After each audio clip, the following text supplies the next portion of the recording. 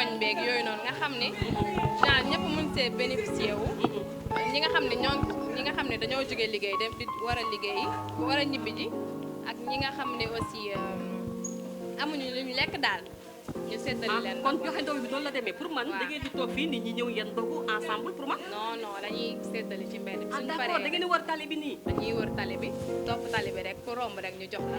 joxe ndogu parce que jàppale nit ñi. boo xoolee lu tax ñu koy gën a def. pour ñi nga xam ne dañuy war a heure ndogu daf leen di fekk si seen oto yi ci oto yi wala ci tali bi. donc tout le temps wane waale que ne. partage dafa am solo. c'est la première édition. Macha Allah. donc dañoo def en sorte que premier jour bi tombeek 8 mars. journée mondiale de la femme parce que ñun section féminine ASC Thiely ñoo jël décision joxe ndogu. pour ASC bi pour ñun ak pour ñëpp.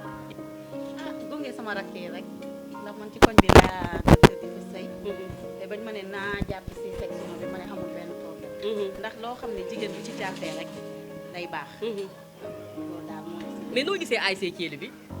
bon dëkk naa yàgg naa fi daaw moom fréquenté gaa Thiely bi mais après fur et à mesure ma xam ne man fii laa dëkk wax naa cee mën a bokk te Thiely bu avancé ñun ñëpp ay avancé ndax Patte d'Oie suñu Patte d'Oie dëgg la tey boo amoon loo leen di wax ay kàddu yoo leen di ñaax yoo leen di soññ nga xamante ni tey nawetaan yi bu ñëwatee ñu indi coupe loo leen di wax ñoom.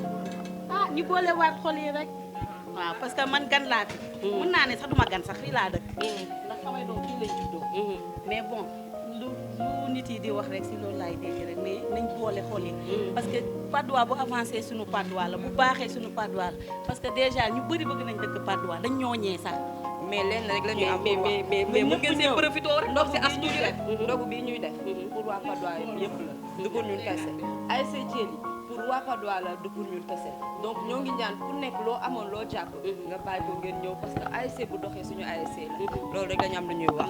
xalaat bi fan la jógee. alhamdulilah ñoo ngi sant yàlla ba def niñ ko defaree bii mooy suñu première édition mais ñaan nañ yàlla ñu def ko ay ati at. tuuti rek lépp ak yéene la rek ak gëm-gëm. tey boo leen amee woon bu ngeen wax seen ASC lan lay doon. ñu suñu ASC ñu gën a góorgóorlu rek gën cee jàpp rek ñëpp doole noo nekk benn waaw. bis lan moo war a ñëw. dañu ma ci boole démb ñu ne ma ñëwal la ñuy def ndogu et tout après ma ñëw fekk si leen loolu la wax. mais ni nga ñëwee fii neex na la wala neexul. vraiment ça fait plaisir un grand plaisir même.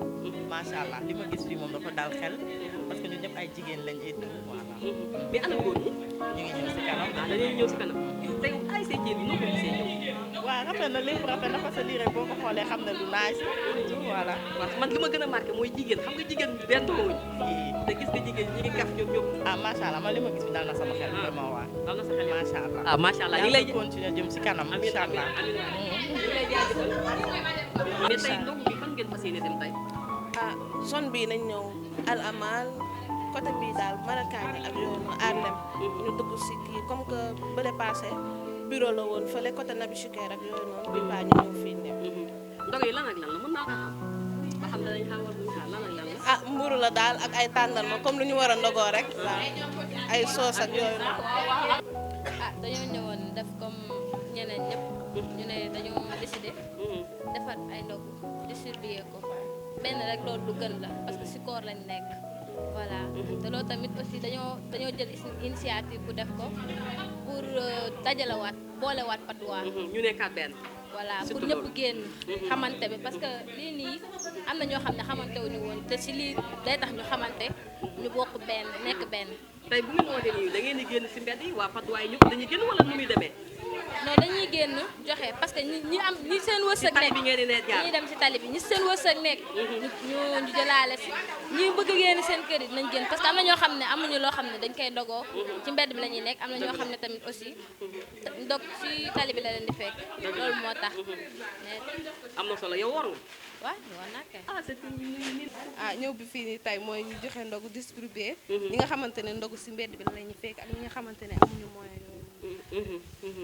ngeen nar a àndandoo yéen soxna yi dem yóbbu ndogu jox ko jaamu yàlla yi. waaw jox def ko te yàlla rek tax. def ko te yàlla tax mais ana seen i góor. ñoo ngi fi fan lañ nekk. ñoo ngi si ñëw si kanam. non ñun fii jigéen ñi rek lañ fi gis. gisuñu waaw benn ins bi góor. bu ñuy liggéey jigéen ñi ñoo fiy nekk jigéen ñi ñooy liggéey def yëpp Après, mais après bu ñuy d'accord. distribuer góor ñi dañuy ñëw jàpp si. jàpp si dem yóbbu ndogu. waaw waaw. mais loolu leen di wax ASC Thiely bi. ASC Thiely bi dañuy wax waa Patte d'Oie ci kaw ci kanam di wax waa Patte d'Oie ñu ñëw jàppale ñu nit yi gën a ñëw bokk ci ASC bi ñu booloo nekk benn